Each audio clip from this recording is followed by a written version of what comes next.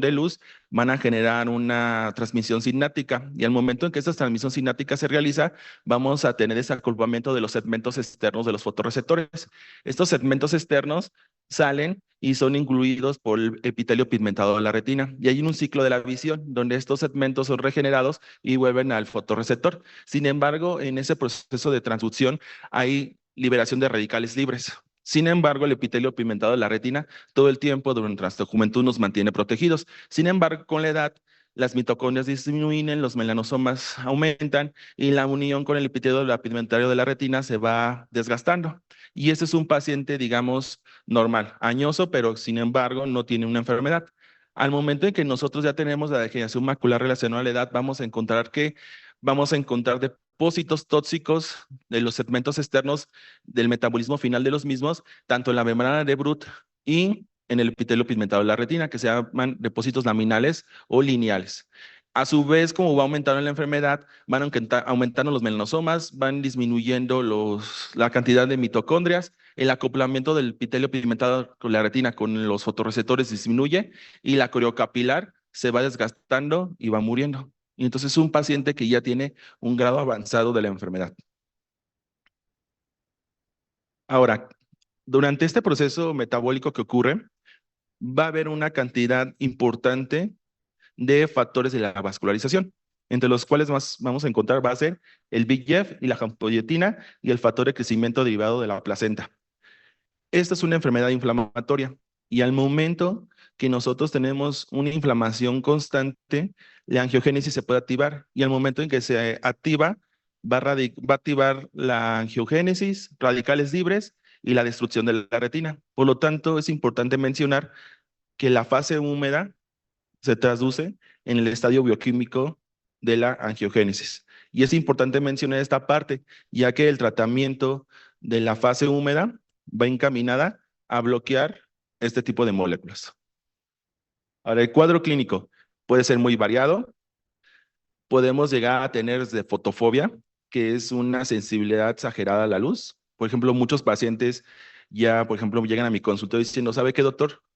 Ya no puedo operar, ¿no? En caso de unos doctores que ocupan luces blancas o microscopios. O ya no puedo manejar de día al mediodía o en la noche cuando me echan las luces blancas. Y eso puede ser un síntoma primario de un desgaste macular. Ya cuando nosotros ya tenemos una fase muy avanzada, lo principal es que vamos a tener lo que se llama metamorfosias. ¿Qué es la metamorfosia? Un paciente en vez de ver, por ejemplo, una línea recta, vamos a poner ejemplo un cuadro de una ventana, ¿no? El paciente la puede ver distorsionada. Y puede ser una distorsión tan sutil que el paciente no se puede dar cuenta. Y ya en grados muy avanzados vamos a tener un escotoma o una falta, una pérdida muy importante de la visión central de la visión, ¿vale? Pero esto puede ser muy variado desde etapas muy tempranas, avanzadas, puede cambiar la sintomatología. Ahora, en teoría, todos nosotros por guía oficial mexicana a los 40 años debemos de tener una exploración oftalmológica. Y si estamos bien ahí, a los 50, luego a los 60, y ahí a los 60 ya aumenta un poquito más frecuente, ¿no? Pero sí es importante mencionar que muchos pacientes pueden tener fondos de ojo de este tipo, que pueden tener depósitos de drusas y tener buenas visiones. O sea, hay pacientes que pueden llegar a tener hasta 20/30, 20/40, que digamos es como un 80-90% de la capacidad visual y no llegar a esperarnos, encontrarnos en la fase húmeda, que son pacientes que ya se encuentran en un deterioro de la función visual muy importante, que incluso llegan a tener hasta contar dedos, movimiento de manos, que son visiones muy, muy, muy deteriorantes. Y eso es la diferencia entre las dos enfermedades, la seca y la húmeda. ¿En qué consiste la húmeda? La húmeda se activa la angiogénesis y se crean vasos que van destruyendo la retina. Ahora, la fisiopatología, como bien los mencionaba, es un desgaste progresivo senil que va aumentando como van pasando los años. Sin embargo, no hay como una correlación clínica de cuántos años tiene que pasar para que nos dé una fase húmeda. ¿Qué quiere decir? Puede haber pacientes que estén en una fase seca leve y de un día para otro pueden experimentar una fase húmeda. ¿Ok? Y ya que tenemos una fase húmeda en un ojo, aumenta el riesgo exponencial para que podamos tener en el ojo que está sano, ¿no? Entonces es importante mencionar que hay veces, por ejemplo, muchos pacientes que no tienen la lectura, ¿no? Y como no tienen la lectura, puede pasar que a lo mejor están muchos años y tienen un ojo bien y el otro ojo pues lo tienen penalizado. Y un día se pegan, algún día tienen una infección en el ojo bueno y se lo tapan y se dan cuenta que pues, el ojo que tenían ahí no ven, ¿no? Es muy común. La gente que realmente se da cuenta más pronto son aquellos que todavía están trabajando o que leen mucho. Y me ha tocado ver pacientes que, por ejemplo, leen bastante y tienen fases muy tempranas de la enfermedad y se les diagnostica. Entonces, inculcar a la paciente, pues, la prevención, ¿no? Que realmente estemos atentos si realmente, pues, tenemos algún deterioro de la visión. Y ahora también la parte genética, si nuestros papás ya tuvo esta enfermedad, pues, importante mencionar que nosotros también tenemos un factor de riesgo muy importante. Ahora, es lo que les mencionaba, ¿no? Ante la diferencia entre la seca y la húmeda, ¿no? Entonces, al final, el cuadro clínico básico va a ejemplificar el depósito de drusas, que es un material de lipofuscina de los fotorreceptores, que se van acumulando y este acúmulo va a ser progresivo y va aumentando en el transcurso de la enfermedad. Y la clasificación clínica, eso lo hicieron en los noventas y se llama clasificación ARES, donde vamos a encontrar, digamos, sin cambios seniles, una degeneración macular incipiente, intermedia y avanzada, y esto va a determinarse dependiendo la cuestión clínica, ¿no? Al momento de la revisión, ver cuántas drusas, cómo están distribuidas y la cantidad de atrofia que podemos llegar a encontrar. Ahora, la clasificación de la membrana neovascular, que es, digamos, la fase húmeda, se divide en tipo 3. Uno es cuando tenemos una lesión por debajo de la coriocapilar, dos por arriba del EPR y tres cuando ya están afectadas las tres capas. Y ese es un ejemplo. Actualmente nosotros los oftalmólogos nos basamos mucho en la tecnología. Realmente yo creo que la oftalmología ha cambiado desde hace 20 años por la implementación de equipos que son ultrasensibles. Tenemos escáneres que pueden realizar tomografías de coherencia óptica por medio de un láser e interferometría y pueden hacernos la distribución de las 10 capas de la retina sin ningún problema, incluso del epitelio pigmentado de la retina, e incluso llegar hasta capas muy profundas que es de la coriocapilar. Y al momento en que nosotros hacemos el examen, porque antes se hacía la fluorangiografía, que era un método invasivo que se ponía medio de contraste a través de la vena y se tomaban fotos clínicas y veíamos cómo la sangre salía a través de las membranas o de los vasos que estaban fugando. Sin embargo, actualmente, ya con el uso del OCT, ya no es necesario hacer un método invasivo y podemos nosotros dar el tratamiento, el pronóstico y el diagnóstico más rápido sin necesidad del paciente someterlo a un evento invasivo, ¿no? Porque puede dar una alergia. Y este evento de la tomografía es totalmente inocuo de adversidades. Aquí, por ejemplo, podemos ver una foto clínica de un ojo izquierdo donde tiene una membrana vascular que es un sangrado muy importante asociado a drusas periféricas y a su vez al momento que nosotros hacemos la fluorografía nos da un efecto de bloqueo por el sangrado. Sin embargo, en las fases más tardías vamos a encontrar que todo esto que tiene hiperfluorescencia es secundario a una hiperfluorescencia por fuga de la membrana neovascular. ¿Ok? Ahora, vamos a pasar a la siguiente diapositiva y vamos a encontrar que esa es una membrana neovascular clásica. La membrana neovascular clásica era aquella que estaba distribuida por debajo de la retina y cuando nosotros hacíamos la exploración a veces era muy difícil determinarla, pero actualmente con los estudios de tomografía podemos ver los biomarcadores que existen en este tipo de enfermedad para nosotros darle un pronóstico al paciente. Uno de los principales biomarcadores que vamos a encontrar es el estado de esta capa hiperrefractiva que se llama elipsoide. Aquí se concentra la mayor cantidad de mitocondrias en el fotorreceptor. Cuando nosotros vemos que esta capita ya está destruida, aunque nosotros demos tratamiento, el paciente no va a responder clínicamente. ¿Y qué significa en responder? Que no va a tener una buena agudeza visual después del tratamiento. Entonces nosotros ya con este tipo de estudios podemos dar el pronóstico visual que puede llegar a tener el paciente en un futuro. Ahora, actualmente existe también otros equipos que se llaman cámaras de fondo con autofluorescencia. Lo que vamos a hacer es emitir un láser de haz azul que va a llegar a la retina y la retina tiene la capacidad de tener algo que se llama autofluorescencia, que es la capacidad de emitir fluorescencia en ciertos estados de excitación de luz.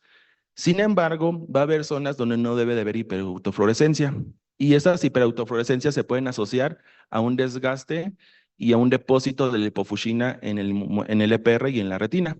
Y entonces nosotros ya podemos clasificar en base a la hiperautofluorescencia el grado de la enfermedad y la progresión de la enfermedad. Este es un artículo muy importante que salió hace unos 5 o 8 años, donde podemos determinar qué pacientes van a progresar más rápido y cuáles no. Esto no lo teníamos antes. Y actualmente, pues podemos demostrar que aquellos pacientes que tienen más hiperautofluorescencia difusa o que son manchas más grandes van a desarrollar un mayor deterioro de la visión. Porque, ¿qué pasa? Con el tiempo, estas zonas de hiperautofluorescencia se van a hacer parches negritas y esos parches negros significa que ahí no hay fotorreceptores y por lo tanto no hay visión. Y podemos determinar en el grado de la autofluorescencia el grado de la patología. Ok, ahora el diagnóstico diferencial pues pueden ser bastantes. Realmente, pues, por ejemplo, la arqueopatía serosa central es más en jóvenes. El síndrome de drusa basal laminal es como un tipo de enfermedad genética. La toxicidad por la cloroquina, pues la mayoría de los pacientes que tienen lupus y todo eso, pues ya llegan con nosotros diciendo pues que ya tienen un tratamiento de más de 4 o 5 años, ¿ok? Macroneurismas es más en mujeres añosas, hipertensas de 50 años. El desprendimiento vitiliforme es una distrofia de la retina genética y las demás ya son cuestiones más inflamatorias o tumorales o metástasis. Realmente es una enfermedad muy fácil de diagnosticar, pero sí es importante siempre pues tener el conocimiento de esas enfermedades porque a veces nos pueden confundir un poquito, ¿vale? Ahora, el tratamiento. En la cuestión de la seca, hace como 15, 20 años sacaron una publicación en Europa que se llama ARES 1 y ellos intentaron ver que como era una enfermedad de pues oxidante, dar vitaminas, suplementos antioxidantes para disminuir la progresión de la enfermedad. En el ARES 1 tuvo la desventaja que el beta-caroteno, al momento que se dio en pacientes fumadores, aumentaba el número de cáncer de pulmón. Sí disminuyó la progresión hasta un 30% a 5 años. Sin embargo, al momento que vieron que el beta-caroteno era un problema en los pacientes con tabaquismo, hicieron una nueva publicación que se llama ARES 2 y lo cambiaron por luteína y gegantina. Y actualmente esa es la formulación de Ares 2 que podemos llegar a encontrar en el mercado. Hay muchas marcas, son pocas las que asemejan la del Ares 2, cada quien tiene como su forma, pero en general todas sirven. ¿Y qué es lo que se hace este tipo de tratamiento? Se da un mes sí y un mes no, digamos, ahora sí que de uso continuo, ¿no? Para que el paciente disminuya. ¿Y en qué pacientes son aquellos los que se les debe iniciar el tratamiento? Aquellos que tienen una fase avanzada o que ya tuvieron una fase húmeda. Y son aquellos que se les puede dar. Aquellos que tienen fases leves no son candidatos para este tipo de tratamiento. Y actualmente, pues, este medicamento, Petzergatoplan, apenas está aprobado por la FDA hace 2 años, ya está apenas en uso en Estados Unidos y en Europa, y es el primer medicamento que nos evita la atrofia macular en la fase seca. ¿Y en qué consiste este medicamento? Nos va a hacer un regulador del complemento, principalmente en el complemento 5, para que la inflamación no sea mayor y por lo tanto la atrofia sea menor, ¿vale? Y los únicos cambios de estilo de vida, pues es ese cambio del cese al tabaquismo, ¿no? Y ahora, de la húmeda, pues empezaron por muchas fases. La fotocoagulación fue lo primero que se usó, actualmente ya no se ocupa porque es muy destructivo y actualmente son los antiogénicos.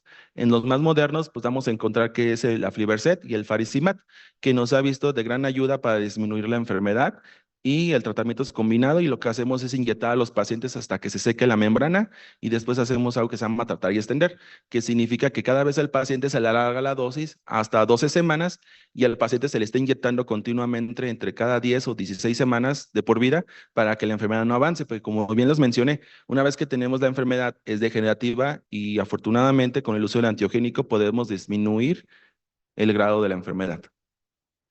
Bueno, realmente pues intenté resumir lo más que se podía porque realmente es una clase muy compleja. Yo creo que por ejemplo, en los congresos de retina nos dedicamos un día a hablar de pura degeneración macular, pero realmente pues intenté destruir lo mayor posible. Espero que pues les haya servido mucho. Realmente la prevención es lo más importante. Ir, hacernos un chequeo y actualmente con el uso de la autofluorescencia nosotros podemos saber incluso si podemos llegar a tener riesgo a 5 años de esta enfermedad. Pues muchas gracias y hasta luego.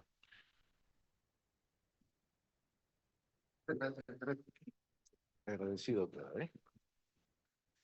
Muy bien, muchas gracias al doctor Jared por esta excelente conferencia.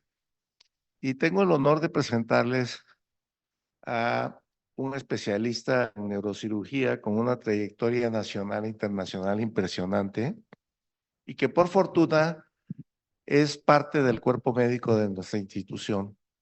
Me place mucho presentarles al señor académico Fiacro Jiménez Ponce, quien nos va a dar su conferencia sobre los aspectos de degeneración del envejecimiento cerebral. Adelante, profesor. Gracias, muy amable. Buenos días a todos. Gracias por su presencia. Y vamos a empezar en novedad del tiempo. Y empiezo con estas preguntas que voy a hablar de una plática un poco técnica y un poco dirigida hacia ustedes, porque todos vamos para allá. Es inevitable envejecer, eso es un hecho. Mi cerebro envejecerá conmigo, también es un hecho. Y me pregunto yo, ¿qué puedo hacer para evitarlo? ¿Cuánto ha envejecido mi cerebro y qué me espera? Y esto lo veo el día con día, porque cada vez veo pacientes más grandes de edad y cada vez veo más deterioro cognitivo. Y traigo traigo muchos conceptos nuevos que quiero transmitirles, que son interesantes para reflexionar. Primero, la memoria o la inteligencia, se hablaba de muchos tipos de inteligencia, pero hay tres grandes: la cristalizada, la fluida y la emocional. La cristalizada, como ejemplo el lenguaje, son todos aquellos hábitos, habilidades o conocimientos que ya tenemos muy dentro de nosotros y no requerimos más que sacarlos. Son el día con día y están en nuestros núcleos basales y en la corteza. La fluida es el nuevo conocimiento, el del día con día, el del reto cotidiano, y bueno, son actividades psicomotrices. Bueno, conducir un automóvil o caminar no es un reto, pero tocar el piano o, por ejemplo, hacer ejercicio a una edad avanzada puede ser ya un reto. Y esto realmente son información que adquirimos nueva para manipular el medio ambiente. Y yo agregué la emocional porque me dedico mucho actualmente al estudio del sistema límbico, y el sistema límbico habla de nuestras emociones y es la capacidad de reconocer, manejar nuestras emociones, las de otros y sobre todo de tener empatía, porque a medida que envejecemos nos hacemos poco empáticos. Y miren, este dibujo habla del sistema nervioso central, por supuesto la médula espinal, que hoy no hablaré mucho de ella, pero está el tallo cerebral, el diencéfalo y la corteza. En este esquema, el tallo cerebral manda una gran cantidad de información hacia el diencéfalo, tálamo en particular, hipotálamo.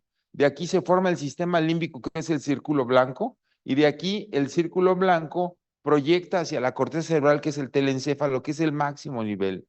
Pero la verdad es que es complicado pues sí, sí es complicado. Yo aprendí esto cuando era neurocirujano en formación. Las funciones cognitivas son el estado despierto, la orientación, la memoria, cálculo, abstracción, lenguaje, talante, gnosis y praxias. Pero ahora hay una nueva vertiente de estudio de nuestras funciones cerebrales y son las siguientes: la atención, sí, que me están manteniendo ahorita; la velocidad de procesamiento.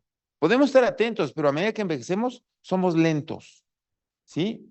La memoria, que sí, ya vamos a hablar un rato de ella; lenguaje, habilidades visoespaciales, funciones ejecutivas, que es todo nuestro raciocinio y capacidad de planeación y ejecución de las funciones; autoconciencia, me pareció fabuloso, porque podemos tener todo esto muy bien, pero no somos conscientes de quiénes somos ni dónde estamos; la autorregulación, que es qué hacer, en dónde estoy, en el momento adecuado. Acuérdense de Ortega y Gasset, este filósofo que habla que soy yo y mis circunstancias. O sea, la adecuada respuesta en el momento justo, de acuerdo a quién soy; la empatía y habilidades sociales. Y bueno, la atención está aquí, en el tallo cerebral, muy baja. La velocidad de procesamiento es la comunicación entre todo el encéfalo. La memoria es el hipocampo con los núcleos de la base. El lenguaje es muy cortical, sobre todo del lado izquierdo. Las habilidades visoespaciales son sobre todo parieto-occipitales y las emociones es el sistema límbico. Y todo se estructura, ¿eh? Entonces, ¿qué pasa cuando envejecemos? Por supuesto que se pierden neuronas, pero son básicamente manifestadas en las siguientes alteraciones en una imagen de resonancia, tomografía, o cuando vemos un encéfalo en patología, lo que vamos a ver es ensanchamiento ventricular, o sea, los ventrículos se hacen grandes; la corteza se adelgaza, quiere decir Si ustedes se fijan, esta sustancia gris se hace muy chiquita, se pierde el volumen del cerebro en sí, o sea, se encoge el cerebro y finalmente lo que tenemos es una ampliación de surcos. ¿Por qué pasa esto? Pasa esto porque hay enfermedad vascular de pequeño vaso. O sea, hay pequeños infartos y se van muriendo neuronas y axones. Hay desmielinización de las neuronas, hay microsangrados, leucoariosis, que es esta imagen que se ve alrededor de los ventrículos, y finalmente grandes lagunas. Se hacen infartos más grandes y estos van coalesciendo, entonces van creciendo y creciendo poco a poco.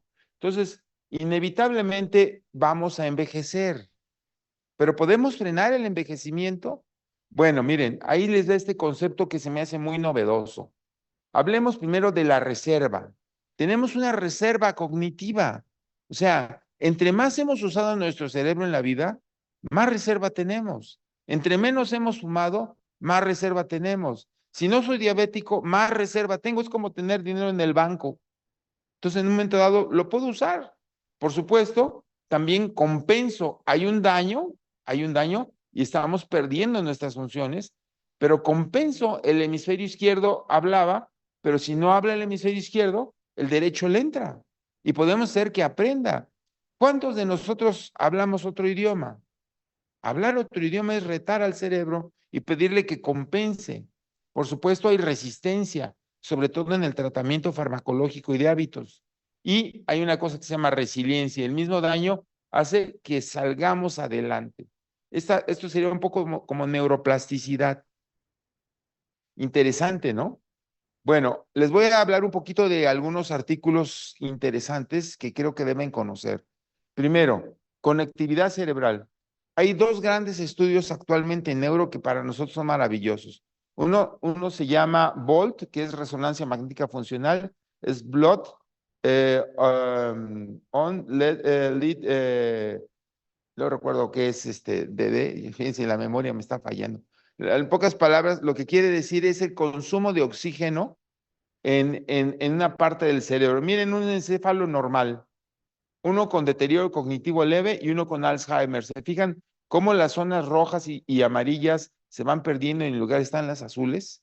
Porque ya no consume oxígeno. Este es un marcador temprano de Alzheimer.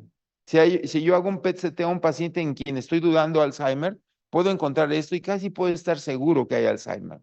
Y el otro estudio que se hace con mucha facilidad es la fracción de anisotrofía, o se llama tractografía, y en él lo que podemos ver es ver las fibras, cómo se van conectando. Entonces, este autor, Damoso, hizo una correlación entre resonancia Volt y resonancia tractografía, y lo que encontró es que hay lo que se llaman club de ricos, así le llamó club de ricos, y también son grandes centros donde se conecta nuestro cerebro, y los puntos rojos son los nodos y los azules son las conexiones. Qué interesante, ¿no? Miren qué hermoso es.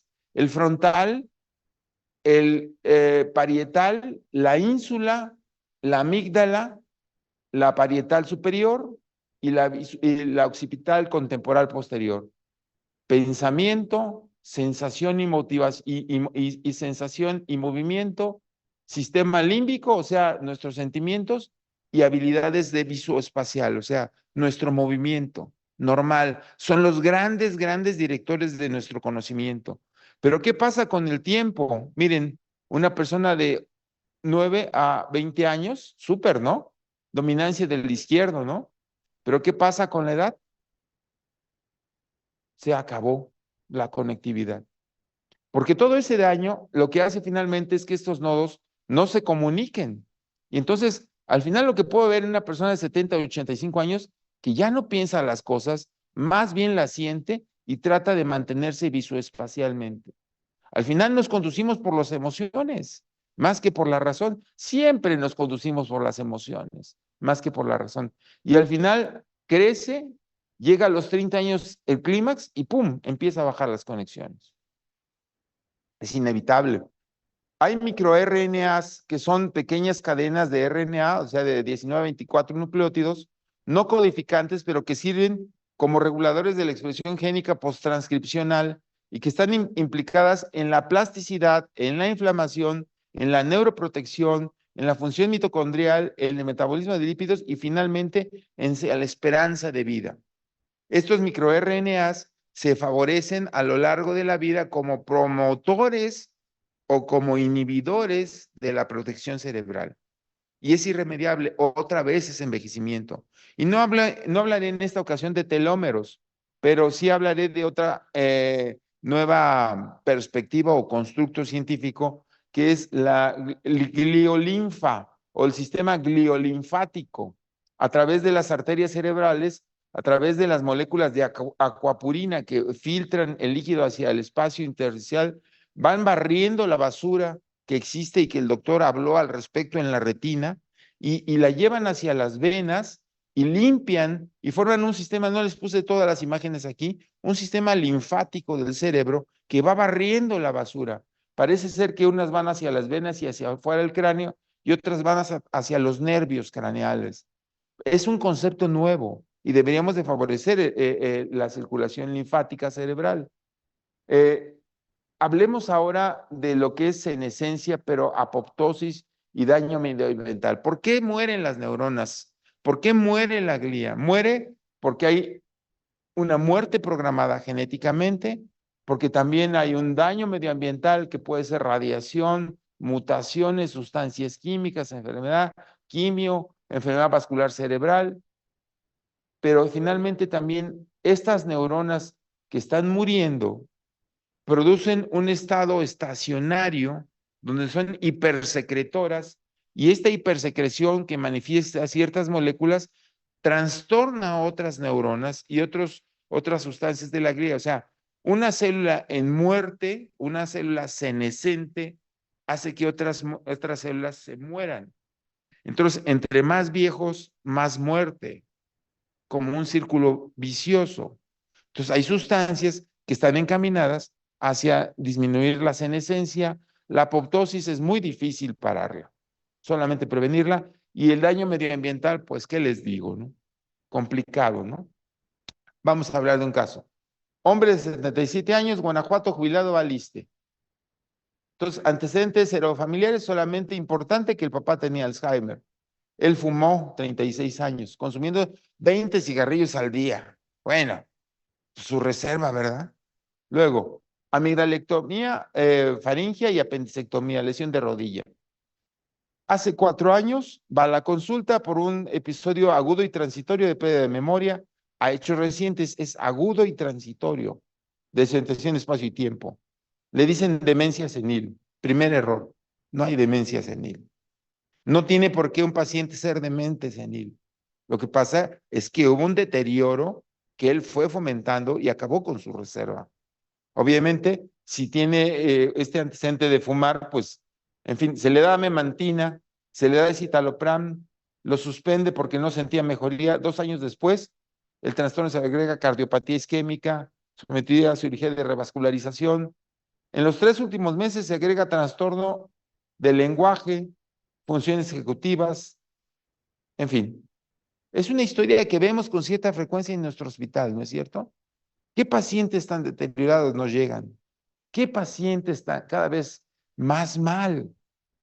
Entonces yo me hago una hipótesis. ¿Mi paciente tiene Alzheimer o tiene una enfermedad vascular cerebral? Y entonces hago todo un planteamiento hipotético acerca de qué debería yo de hacer, a lo mejor una biopsia. Por supuesto que no. No hacemos biopsia cerebral para diagnóstico de Alzheimer ni de deterioro cognitivo. No hacemos eso, pero sí tenemos una serie de elementos que nos permiten llegar al diagnóstico.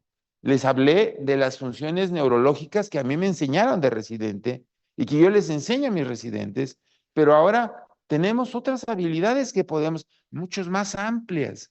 A lo largo del tiempo yo me he dado cuenta que nuestro cerebro es más que nuestro cerebro. Nuestro cerebro es nuestra sociedad y tenemos una sociedad también enferma. Entonces, sí estamos en una crisis, ¿eh?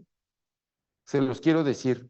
Bueno, síntomas insidiosos y un síndrome de deterioro cognitivo leve, ya no, ya parece más bien una demenciación de este paciente. Y entonces le hago algunos estudios, el Minimental, que ahorita lo vamos a hacer, estudios por exclusión, fue un golpe, infección, metabólico, un tumor, hidrocefalia normotensa, desnutrición, es una depresión, Nos sirve la resonancia. Miren, aquí tenemos una tremenda cantidad de infartos, ¿no? Aquí tenemos un tumor, aquí tenemos hidrocefalia normotensa, aquí parece una enfermedad desmielinizante. Sí me ayuda, pero acuérdense, el principal diagnóstico es clínico. Clínicos, somos nosotros clínicos. Peor ahora que el hospital no tiene ni tomografía ni resonancia, ¿cómo vamos a hacer diagnóstico? No tenemos ni electroencefalógrafo. ¿Qué vamos a hacer, Huguito? Bueno, ya aquí. En fin, exámenes de gabinete y laboratorio. Ahí les ayudo esta para que ustedes puedan hacer el diagnóstico de sus pacientes. La gran mayoría son o Alzheimer o vascular. Diría que en nuestro medio la gran mayoría son vascular. Un pequeñísimo porcentaje son otras cosas. Prevalencia que aumenta con la edad. Por supuesto ustedes pueden ver que a los 65 años hasta el 45 y 50%, perdón, 60 a 65 años, hay 5 a 10% de demenciación, pero en nuestro medio, casi la mitad de nuestros pacientes arriba de 85 años ya van a tener un deterioro cognitivo importante. El objetivo sería llegar arriba de los 85 años con nuestras funciones intelectuales casi íntegras. Ese es el reto. Sí los he visto, hace poco estuvimos en el cumpleaños de un doctor que tenía 95 años y súper lúcido, ¿eh? Hacía ejercicio diariamente, seguía dando consulta y tenía problemitas. De hecho, lo interné por una neumonía, pero vaya, pues es inevitable, pero es un envejecimiento exitoso. Algoritmo de tratamiento, deterioro cognitivo, leve, moderado o severo. Puede darse diferentes tipos de tratamiento. Aquí el 33% va a mejorar en el leve, el 33% se mantiene en leve y el 33% evoluciona. Si es moderado, ahorita les voy a hablar de tratamiento. Si es severo, realmente ya va a requerir una red de apoyo, que es la historia de todos los días que yo veo. ¿Han usado el Minimental? ¿Quién ha usado el Minimental? Levante la mano si alguien ha usado el Minimental. ¿Nadie?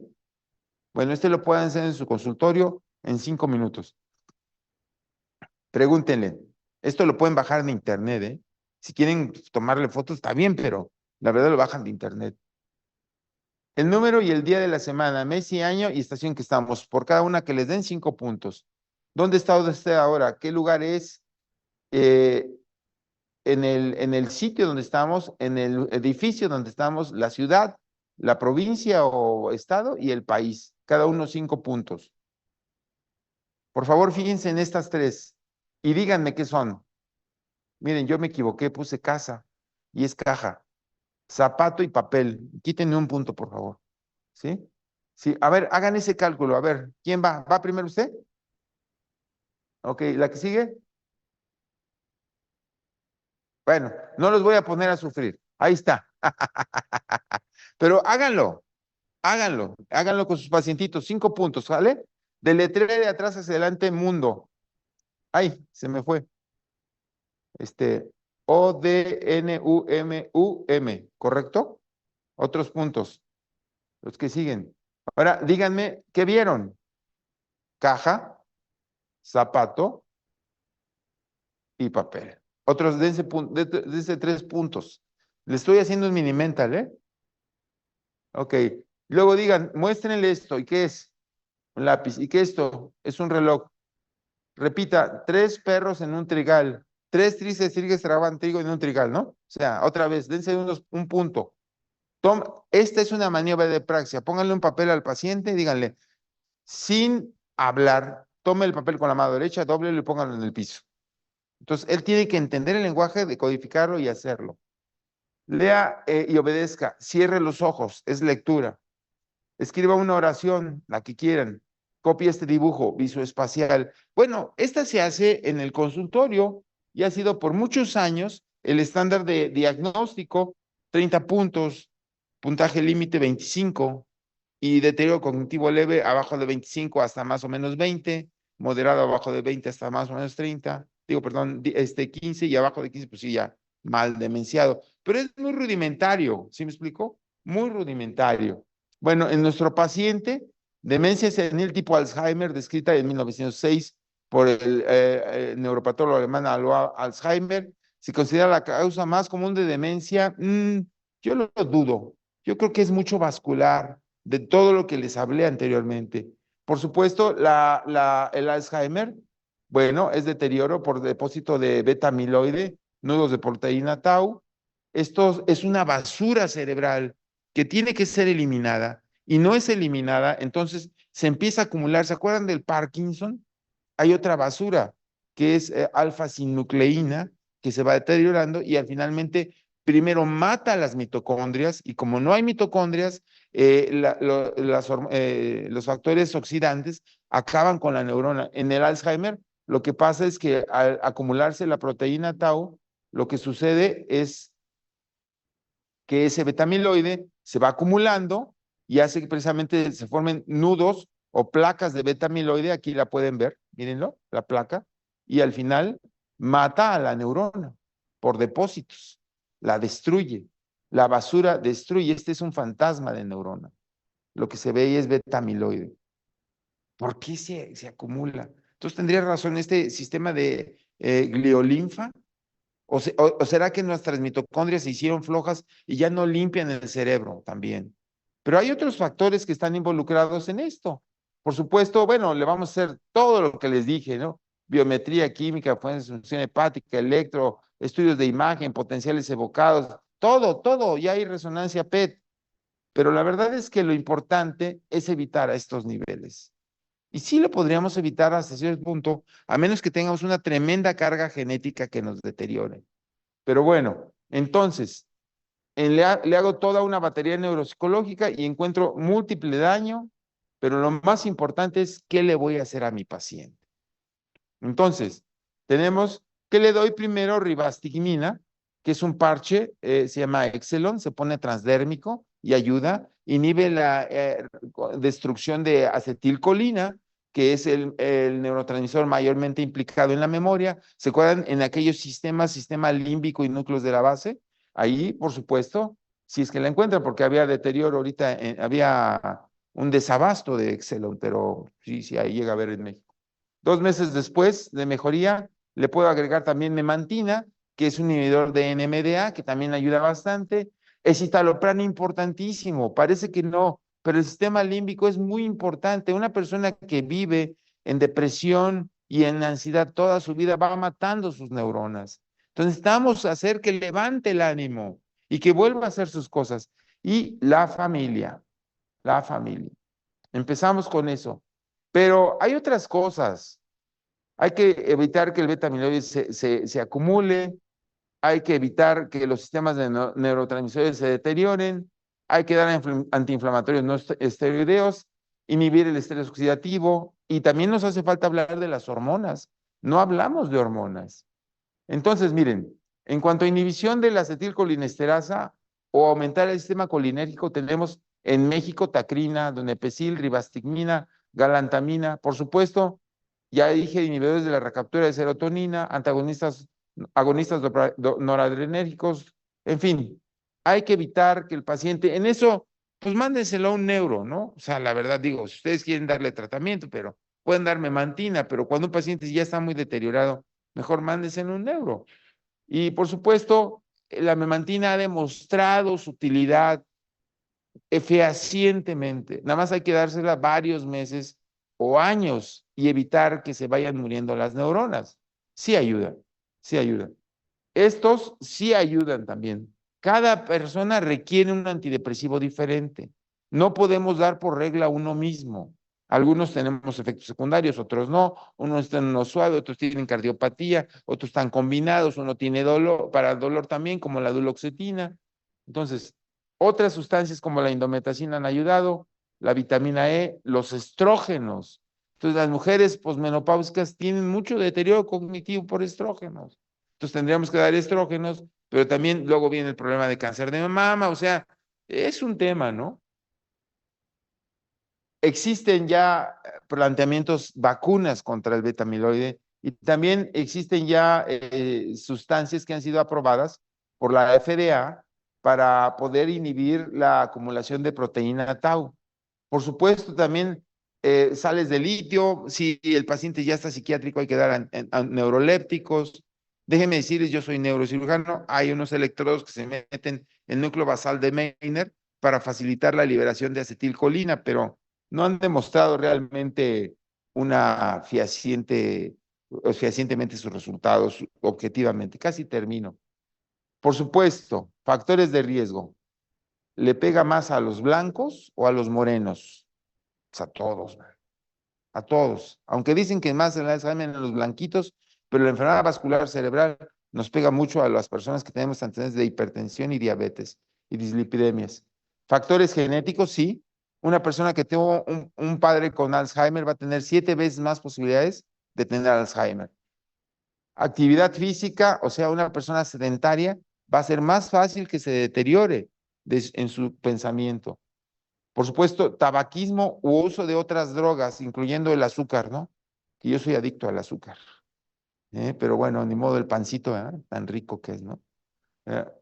Nivel de educación, hay que entrenar al cerebro, no dejen que se enmohezca, úsenlo, rétenlo, todos los días rétenlo. Consumo de alcohol, poquito, o de preferencia nada. Índice de masa corporal, tremendo, está súper demostrado. Enfermedad vascular cerebral y cardiopatía, depresión e índice de masa corporal elevado, principales factores de riesgo para Alzheimer fuera del genético, ¿sí? Comorbilidades ya los hablé y factores medioambientales. Un medio ambiente enfermo. Entonces, les puse esta foto de esgrima. Entonces, tenemos factores de riesgo, pero ¿qué puedo hacer a favor? Ahí les va. Hábitos saludables. Dieta mediterránea. ¿Quién sabe qué es la dieta mediterránea? ¿Pescado? ¿Qué pescado? ¿Eh? Sí, sí, sí. El que tenga omega 3. ¿Quién tiene la mayor cantidad de omega 3? El salmón. ¿Y vamos a comer salmón todos los días? Está difícil, ¿verdad? Bueno, pero a lo mejor no tanta carne, ¿no? No tanta carne. No tanto pollo, que tiene hormonas, ¿no? En fin, difícil, ¿no? Verduras, aceite, ¿no? ¿Qué más? Fruta. ¿Qué otra cosa? Poquitos carbohidratos, nueces, en fin, sí se la saben, nos la dicen a diario, ¿no? Sueño, hay que dormir. Hay que dormir. Si no dormimos, las neuronas se mueren. Si no dormimos, nos da más hambre. Si no dormimos, nos deprimimos. Adicciones. Traten de luchar hasta donde sea posible con las adicciones. Es imposible acabar con ellas, pero traten de luchar hasta donde sea posible. Acuérdense que la vida es lucha, ¿eh? Luego, atender comorbilidades. Bueno, pues, ¿qué les digo, no? Esas ni voy a andar. Mantenerse activo. No se jubilen. Ya me voy a retirar a jubilar. Eso es mortal, no. Si quieren ya no trabajen en la pública, pero en la priva, péguenle a algo. No, no, morirse es empezar a dejar de hacer cosas. La muerte es más bien mental, ¿eh? Bien, ejercicio físico. Miren, ya estamos grandes. Caminar, nadar y calistecnia, así como de viejitos, ¿no? A ver, háganle. A ver, y verán si después de 100 repeticiones no están cansados. No nos movemos. Ya nadie se quiere mover. ¿Sí? Ejercicio mental. Por favor, estudien idiomas, matemáticas o aprendan a tocar un instrumento. Rétense. No tienen que pasar ningún examen. Es por mantener su cerebro. ¿Cuántos idiomas hablan aparte del español? ¿Cuántos instrumentos musicales tocan? ¿Qué cosa es una integral? ¿Sí me explico? Porque ya, qué flojera, mejor le prendo a la tele, ¿no? Sí, hay que leer, que me estoy en el celular. Sí, mejor en las redes sociales. A ver qué chisme sale hoy. No, hombre, mortal, mortal, ¿sí? Redes de amigos y familia, más amigos que familia. Bueno, hay cada quien sabe, ¿no? Sí, hablábamos hace poquito, ¿verdad? Los amigos son la familia que uno escoge. Sí nace uno en una familia, pero a veces no la quiere uno tanto, preferible los que uno escoge. Pero hay que hacer redes, hay que hacer redes. A medida que envejecemos, nos vamos quedando solos y al final nos vamos a quedar solos. Pero lo que yo he visto es mucha soledad en los viejos. Eso los mata. Claro que los mata. Mató a mi primo hace 3 días, que tenía 5 años menos que yo porque se murió su mamá y se fue degenerando y se dejó morir. Es terrible la soledad. y habilidades sociales, empatía y compasión. ¿Qué quiere decir con esto? Miren, la empatía es me pongo en los zapatos del otro. Pienso como el otro, interpreto como el otro, pero puedo no hacer nada. Compasión es hacer algo por el otro. Eso ayuda más a mí que al otro, porque me hace sentir útil. Y conclusiones. El envejecimiento cerebral es inevitable. No significa demencia o deterioro cognitivo a fuerzas. No tiene por qué ser que estoy viejo y soy demente senil. Eso no es cierto. Debemos prepararnos personalmente. Yo les pido a ustedes, ¿cuáles son sus riesgos para estar con deterioro cognitivo? ¿Alguien quiere decirme qué riesgo es el más fuerte de todos los que les dije? No, sí, morirse, no. No, pues todos nos vamos a morir. ¿Cuál es el riesgo? ¿Alguien quiere dar un ejemplo de cuáles de estos que dije son sus riesgos más importantes para deteriorar sus funciones cerebrales? Estrés crónico, no dormir adecuadamente, abuso laboral, sí, acoso, falta de actividad física.